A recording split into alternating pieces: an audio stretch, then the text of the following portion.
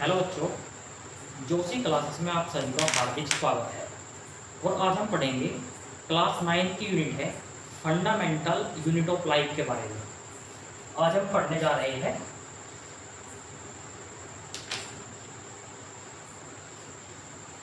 Fundamental unit of life के बारे में। प्यारे बच्चों, जो फंडामेंटल यूनिट ऑफ लाइफ होती है हमारी, वो होती है सेल। वो क्या होती है हमारी? सेल होती है। सेल को हिंदी में बोलते हैं कोशिका।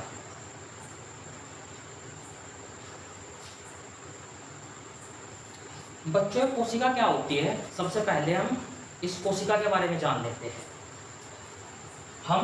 अगर हम बात करते हैं कि हम जानते हैं कि डाइजेस्टिव सिस्टम होता है, हमारा पाचन तंत्र होता है, रेस्पिरेटरी सिस्टम होता है। जैसे हमारा कोई, हम एक एग्जांपल के तौर पे ले रहे हैं डाइजेस्टिव सिस्टम।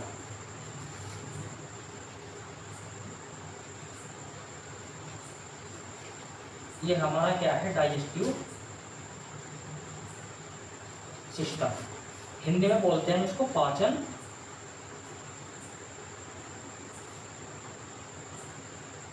तंत्र। जो हमारा डाइजेस्टिव सिस्टम मिलकर बना होता है, यह बनता है ऑर्गन से। ऑर्गन जैसे कि हमारा स्टमक हो गया, आमाशय हो गया, हमारा लीवर हो गया हमारा। ऐसे ही हमारे बहुत सारे ऑर्गन है, जैसे कि हमने एक और ले लिया इंटेस्टाइन। इंटेस्टाइन ये होती है स्मॉल इंटेस्टाइन और लार्ज इंटेस्टाइन, मतलब छोटी आंत और बड़ी आंत। अब जो ऑर्गन होता है, ये ऑर्गन बनता है मिलकर टिश्यू से। ऑर्गन किससे मिलकर बनता है? टिश्यू से। इसके टिश्यू भी बहुत प्रकार के होते हैं, जैसे कि हमारा एपिथेलियल टिश्यू,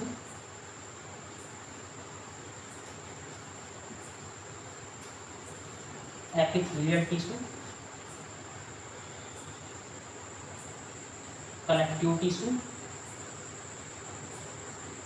मस्कुलर टिश्यू। अभी फिलहाल आप केवल इनके नाम याद रखें। और एक होता है नर्वस टिश्यू। ये हम एक अलग से यूनिट पढ़ेंगे इनकी। एपिथेलियल टिश्यू क्या होता है, कनेक्टिव टिश्यू क्या होता है, मस्कुलर टिश्यू क्या होता है और नर्वस टिश्यू क्या होता है, इनकी हम एक अलग से यूनिट पढ़ेंगे। और जो ये टिश्यू मिलके बनते हैं, वो बनते हैं सेल से। तो हमारा आज का हम क्या जानना चाह रहे थे कि सेल क्या होती है।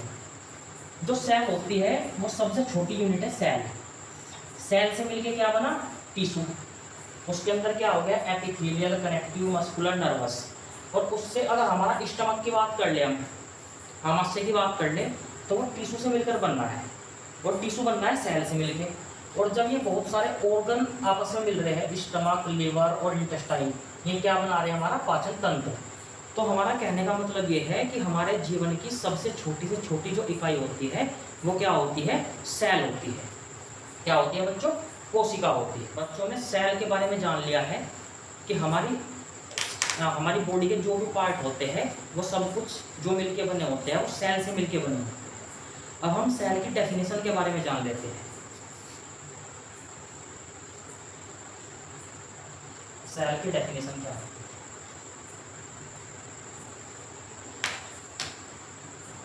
हिंदी में परिभाषा, मतलब सेल क्या होती है? किसी भी ऑर्गेनिज्म की स्ट्रक्चरल व फंक्शनल यूनिट को हम क्या बोलते हैं? सेल कहते हैं।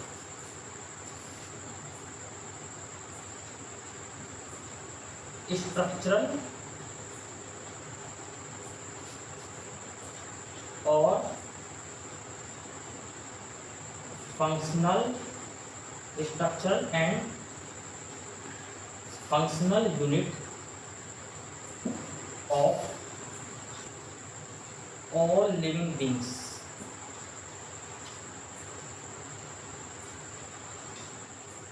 कहने का मतलब क्या है कि जो सबसे छोटी से छोटी जो हमारी इकाई है जीने की, जो अपना इंडिपेंडेंट एग्जिस्टेंस शो कर सकती है, उसे क्या बोलते हैं? हम सेल बोलते हैं। इसका मतलब है कि हमारे पास जो सेल है, ये क्या है? हमारे पास कोई सेल है, जो ये सेल है ये अपनी जिंदगी के सभी काम कर सकती है। तो क्या मतलब है इसका?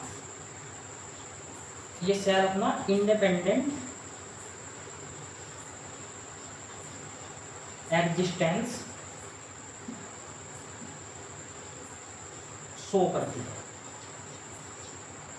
इसका क्या मतलब है? जैसे हमारे अंदर जो हार्ट होता है, हमारे अंदर क्या होता है? जो हार्ट होता है, हमारा जो हृदय होता है, वो क्या करता है? वो ब्लड पंप करता है। हार्ट क्या होता है? हमारा ब्लड पंप करता है। और जो हमारा स्टमक होता है, इसका यूज कहाँ होता है? डाइजेशन के अंदर इसका यूज होता है।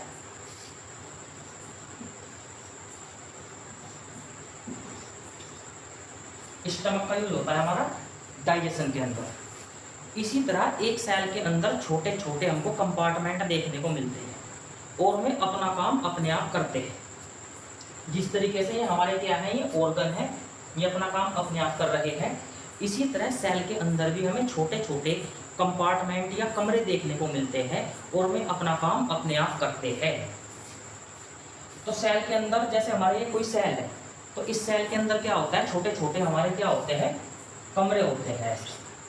मैं 2-4 आपको बना के दिखा रहा हूँ, पढ़ेंगे वैसे हम इनको बाद में, फिलहाल केवल आप समझ लीजिए। ये हमारी क्या है? सेल है। इस सेल के अंदर जो छोटे छोटे कमरे हैं, जैसे कि एक कमरा हो गया हमारा न्यूक्लियस, एक कमरा हमारा क्या हो गया? न्यूक्लियस हो गया। एक हो गया हमारा, ये हो गया हमारा राइबोसोम।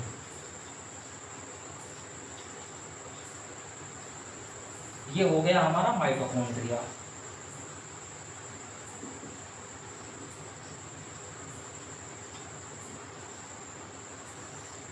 और ये हो गया हमारा क्लोरोप्लास्ट।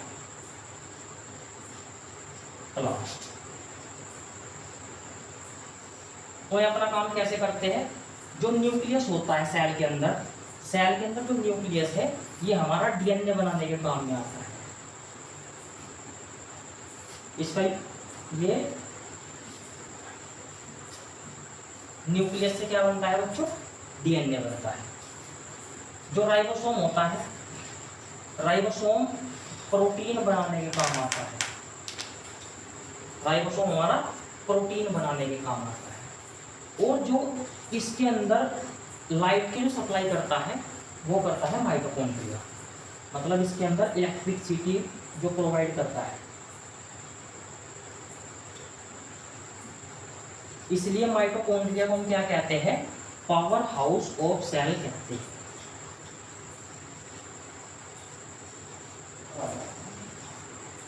इसलिए माइटोकॉन्ड्रिया को हम क्या कहते हैं प्यारे बच्चों? पावर हाउस ऑफ सेल कहते हैं। और जो हमारा क्लोरोप्लास्ट होता है, क्रोमोप्लास्ट होता है, वो इसके अंदर कलर प्रोवाइड करता है। एक सेल के अंदर कलर कौन प्रोवाइड करता है? वो होता है क्लोरोप्लास्ट, क्रोमोप्लास्ट। इसकी बहुत सारी हमको प्लास्टिड की वैरायटीज देखने को मिलती है।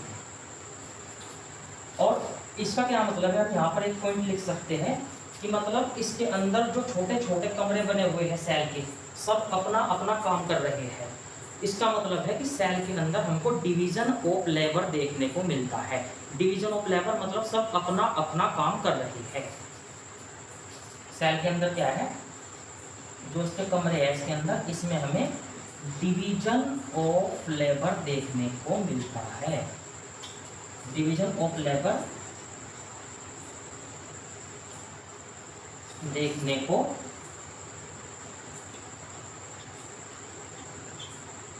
मिलता है। बच्चों, अब हम बात करेंगे कोशिका की खोज कैसे हुई थी।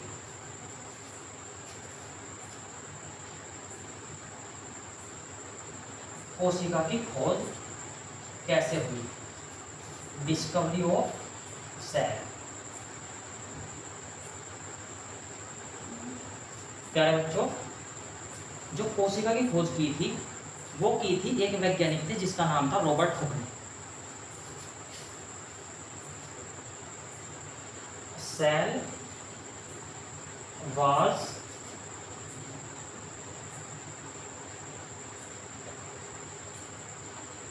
discovered by Robert Hooke in 1665। 1665 में एक वैज्ञानिक थे रॉबर्ट हुक ने, उसने कोशिका की खोज की थी। इसने कोशिका की खोज बच्चों कैसे की थी, जो रॉबर्ट हुक नाम का जो वैज्ञानिक था, इसके पास अपने बनाए हुए माइक्रोस्कोप थे। उस माइक्रोस्कोप की मदद से इसने कोर्क के ऊपर, इसने एक कोर्क होता है जो प्लांट की बार्क के अंदर देखने को मिलता है। जो कोशिका की जो खोज की थी इसने, वो की थी प्लांट के अंदर, कोर्क के अंदर इसने खोज की थी, कोर्क से। जो कोर्क होती है ये प्लांट की छाल के अंदर देखने को मिलता है, बार्क के अंदर देखने को मिलता है प्लांट की। इससे इसने खोज की थी। कैसे की थी, इसने इसे माइक्रोस्कोप से देखा था अपनी। उस माइक्रोस्कोप में इसने क्या पाया, इसने पाया कि जो इसने पाया था जो मधुमक्खी के छत्ते जैसी इसने स्ट्रक्चर वहां पे देखने को इसको मिली थी। इसने क्या किया था, कोर्क से इसने क्या की थी, कोर्क से डिस्कवरी की थी। कोर्क से इसने अपनी डिस्कवरी की थी, मतलब जो सेल की डिस्कवरी की थी इसने कोर्क से की थी। कोर्क कहाँ देखने को मिलता है, प्लांट की बार्क के अंदर देखने को मिलता है। अगला पॉइंट, अब इसने क्या किया था प्यारे बच्चों, ये कैसी स्ट्रक्चर देखने को मिली थी, जब वो अपने माइक्रोस्कोप से देख रहा था तो उसे माइक्रोस्कोप से देखने पर हनी कोम लाइक स्ट्रक्चर देखने को मिली थी। हनी कोम लाइक स्ट्रक्चर देखने को मिली थी। जब वो माइक्रोस्कोप से अपने देख रहा था तो उसे कैसी स्ट्रक्चर देखने को मिली, मधुमक्खी के छत्ते की तरह एक स्ट्रक्चर देखने को मिली थी। ये क्या है प्यारे बच्चों, मधुमक्खी का छत्ता है, इस तरीके की उसको एक स्ट्रक्चर देखने को मिली थी। इस मधुमक्खी के छत्ते को इसने क्या बोला था, सेल बोला था। और इसके अंदर जो छोटे छोटे छोटे कमरे देखने को मिल रहे हमें दिखाई दे रहे हैं, तो इन्हें क्या बोला था उसने, कंपार्टमेंट या चैम्बर। कंपार्टमेंट या चैम्बर इसको उन्होंने बोला था। तो इन कंपार्टमेंट को बाद में हमने क्या बताया, सेल के अंदर क्या होते हैं, राइबोसोम होता है, माइटोकॉन्ड्रिया होता है, क्लोरोप्लास्ट होता है, न्यूक्लियस होता है, एंडोप्लाज्मिक रेटिकुलम होता है। बहुत सारे हमको कंपार्टमेंट या चैम्बर के हमने आपको ये नाम बता दिए। इन कंपार्टमेंट को दूसरा नाम हम क्या बोलते हैं, इनको हम दूसरा नाम बोलते हैं ऑर्गेनेल्स। इसका दूसरा नाम क्या है हमारा, ऑर्गेनेल्स है। चौथा पॉइंट, जो इसने रॉबर्ट हुक ने जो खोज की थी वो नॉन लिविंग के ऊपर की थी। मतलब सेल की डिस्कवरी कहां से की थी इसने, नॉन लिविंग से। तो हमारा अगला सवाल आता है, लिविंग थिंग्स के अंदर कोशिका की खोज किसने की थी। लिविंग थिंग्स के अंदर एक वैज्ञानिक थे जिनका नाम था एंटोनी वॉन लीवेनहॉफ। उन्होंने सेल की डिस्कवरी की थी। तो लिविंग थिंग्स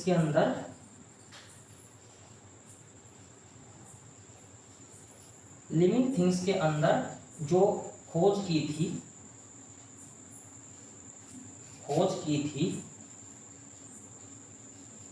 वो की थी एंटोनी वॉन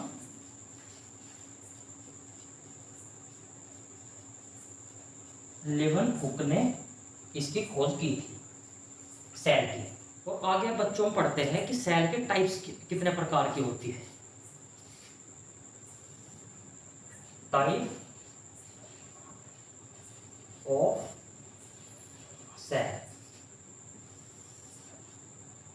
हम यहाँ पे दो प्रकार की सेल के बारे में पढ़ रहे हैं। एक होती है यूनिसेलुलर,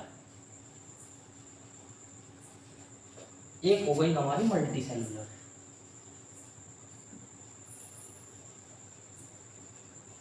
यूनिसेलुलर के अंदर क्या क्या आते हैं? यूनिसेलुलर का मतलब है केवल एक अकेली सेल ही पूरी जिंदगी को चला सकती है। A single cell, a single cell perform all function of life. इसका मतलब है एक अकेली सेल ही अपने रेस्पिरेशन भी कर रही है, वो डाइजेशन भी उससे ही हो रहा है, एक्सक्रीशन भी उससे ही हो रहा है। मल्टीसेलुलर के अंदर क्या होता है? इसके अंदर बहुत सारी सेल होती है और वे अपना डिफरेंट डिफरेंट फंक्शन करती है। इसका मतलब क्या होता है? इसमें मोर देन वन सेल होती है, मोर देन वन सेल होती है मल्टीसेलुलर के अंदर।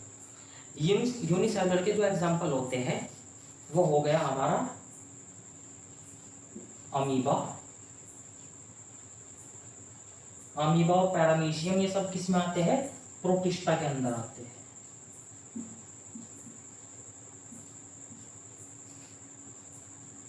अभी याद रखना, प्रोटिस्टा एक क्या है? किंगडम है। और क्या हो गया इसके अंदर? ये सब इसके अंदर ही आते हैं, यूग्लिना। और इसका एक एग्जांपल है यीस्ट, ये फंजाई होती है वैसे तो, पर ये अकेला क्या होता है? यूनिसेलुलर होता है। सभी बैक्टीरिया किस में आते हैं? यूनिसेलुलर के अंदर ही आते हैं। जो बैक्टीरिया होते हैं उनमें केवल बच्चों एक सेल होती है, और मल्टीसेलुलर के अंदर क्या आते हैं? जिसके अंदर एक से अधिक सेल होती है। तो इसके अंदर क्या आ गया? हमारे एनिमल्स हो गए। जो एनिमल्स होते हैं वो मल्टीसेलुलर होते हैं। सभी एनिमल्स कैसे होते हैं? मल्टीसेलुलर होते हैं। प्लांट्स हो गया, और इसके अंदर आ गया हमारा बच्चों फंजाई। ये क्या होते हैं? मल्टीसेलुलर होते हैं। और सेल के अंदर क्या देखने को मिलता है बच्चों? सेल की शेप और साइज में हमको वेरिएशन देखने को मिलते हैं कि वो फंक्शन किस तरीके का करती है। उसके हिसाब से हमको उनकी सेल की शेप और साइज में हमको डिफरेंस देखने को मिलता है। सेल की shape and size, shape and size किस पे डिपेंड करते हैं? कि सेल किस तरीके का कार्य कर रही है। Shape and size depend upon function of a cell. ये फंक्शन मैंने शॉर्टकट में लिख दिया, यही है FUNCTION फंक्शन। इसका मतलब है कार्य। इसका क्या मतलब है? कि शेप एंड साइज डिपेंड करता है कि function of a cell, function किस तरीके का है। जैसे अमीबा हो गया हमारा, अमीबा के अंदर हमको क्या देखने को मिलता है? जो अमीबा होती है उसके अंदर हमको शेप एंड साइज में वेरिएशन देखने को मिल सकते हैं। मतलब वो अपना आकार छोटा भी कर सकती है, बड़ा भी कर सकती है। बट जो नर्व सेल होती है उसका आकार में चेंज नहीं होता, वो डेफिनेट शेप होती है उसकी।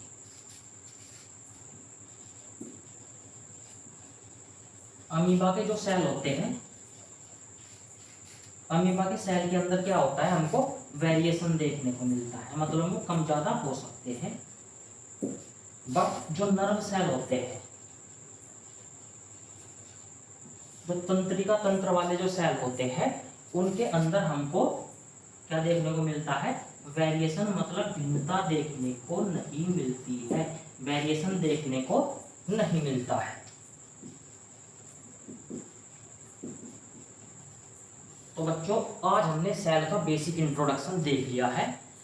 अगली क्लास में हम क्या बात करेंगे? अगली क्लास में हम सेल का ओवरव्यू लेंगे कि सेल किस तरीके की होती है, सेल की आउटर लेयर में क्या होता है, सेल वॉल क्या होता है, सेल मेम्ब्रेन क्या होता है, जो हमने न्यूक्लियस पढ़ा ये क्या होता है। अब हम आगे की जो लेक्चर आएंगे उनमें हम कंटिन्यू करेंगे। आज के लिए बच्चों इतना ही, धन्यवाद।